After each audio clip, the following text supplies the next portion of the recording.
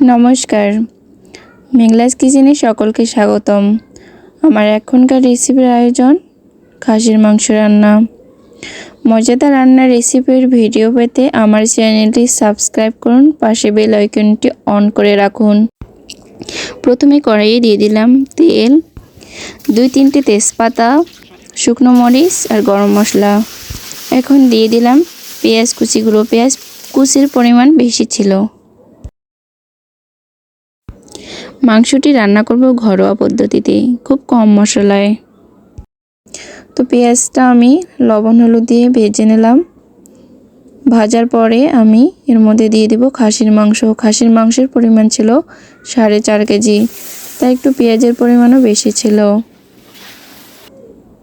খাসির মাংস দেওয়ার পর আমি এর মধ্যে দিয়ে দিব পরিমাণ মতো হলুদ গুঁড়া, পরিমাণ মতো লবণ দিয়ে ভালো করে ঘাটাঘাটি করে মাংসটা ভালো করে ঘাটাঘাটি করে নিলাম। এখন আমি এর মধ্যে দিব গোটা কয়েক রসুন, আদা রসুন বাটা।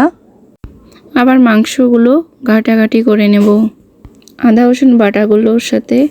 তারপর আমি এটি জল দিয়ে ঢেকে দিয়ে সিদ্ধ করে নেব। আর এর ফাঁকে আমি গরম মশলাগুলো বেটে নেব।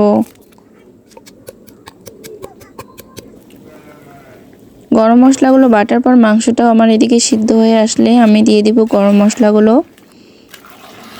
এরপর গরম মশলাগুলো দিয়ে একটু নাড়াচাড়া করে নেব, ভালো করে ঘাটাঘাটি করে নেব মাংসটা, কারণ খাসির মাংস ভালো করে কষানোতেই মজা বেশি।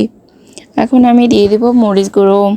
মরিচ গুঁড়ো আমি একটু বেশি পরিমাণে দিয়েছি, মাংসটার পরিমাণ যেহেতু বেশি, তাই মাংসটা একটু ঝাল ঝাল করে নেব।